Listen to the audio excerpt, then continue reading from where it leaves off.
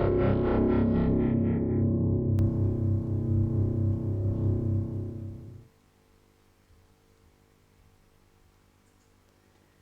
viewers, as always, it's your favorite channel, Elimu TV, where you watch and learn. And it is your history tutor, Rojab Uchira. Welcome to our today's class again. We're getting to look at trade. For the past few lessons, we have really ventured much on trans-Saharan trade, which is an example of regional trade. And again today still, we'll be looking more at trans-Saharan trade. What is this we need to know of trans-Saharan trade? At the end of the lesson, we need to explain some of the factors that led to the decline of trans-Saharan trade. Remember, it didn't stay for long, right? What are some of those factors that led to its decline? And also, how did trans-Saharan trade impact the people of North Africa?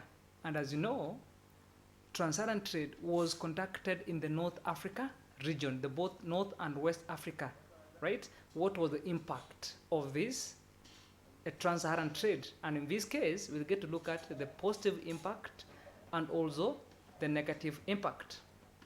But to begin with, can we get to look at the factors that led to its decline? So one, we get to see that the gold and salt fields were exhausted, reducing its demand and supply. In this case, what we mean here is that, remember, these were the most traded commodity, the gold and salt. Salt was highly valued in West Africa, and gold was highly valued in North Africa. Now, the more they traded, the more they exhausted the gold and salt fields. Now, when they were exhausted, they had to step out from the trans-Saharan trade. And also, another factor, it was the abolition of slave trade. Remember, slaves were mostly gotten from Central Africa. Now, during in the 1840s, after the United Nations, or rather the United States of America, gained its independence, they had to abolish slave trade. Now, slave trade was also another commodity of trade. Now, its abolition also led to its decline. Also, the role of the Tuaregs in the desert changed from the desert guides to robbers, right? So instead of guiding the traders in the desert, they started robbing them. They started taking their trade items. Then we cannot forget to talk about the desert condition. It was also another factor that led to its decline. And as we said earlier, during the day, it was very hot. During the night, it was very cold. So the climatic conditions in the desert were very unfavorable.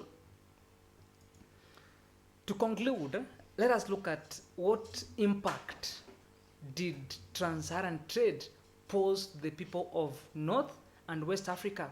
One, the trade provided an important link between Western Sudan and North Africa. Trans-Saharan trade was a link. It linked those of the West and the North. Now, it was a very important link between Sudan and North Africa. And also, it stimulated the growth and settlement, right, of small settlements, which later grew up into towns. For example, talk of Gao. Gao grew as a result of trans-Saharan trade. Talk of Tunis, right?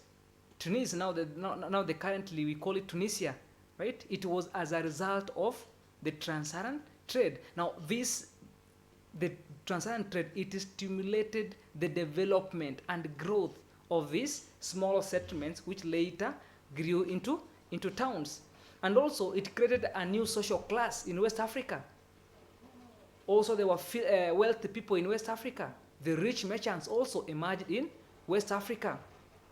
Then also, there were new types of goods that were introduced in West Africa. Talk of guns, talk of gum, right? Talk of the Islamic Sharia, talk of the Islamic law, which is Sharia also, talk of the Islamic culture. It was introduced. And remember, Arabs, they were Muslims. Now they introduced the Islamic culture to the people of West Africa. This also resulted to the issue of building universities. For example, the African literature and philosophy, right, in West Africa. That was as a result of the trans-Saharan trade. Now class, can you get to try some of these questions? How did this trans-Saharan trade affect the people of West Africa? Positively, how did it affect on the positive note? And again, when you're going to try that assignment, can you try and give relevant examples? Get these examples from the secondary history and government students book, which is KLB, the 5th edition. And as always, stay tuned to Elimu TV. Thank you.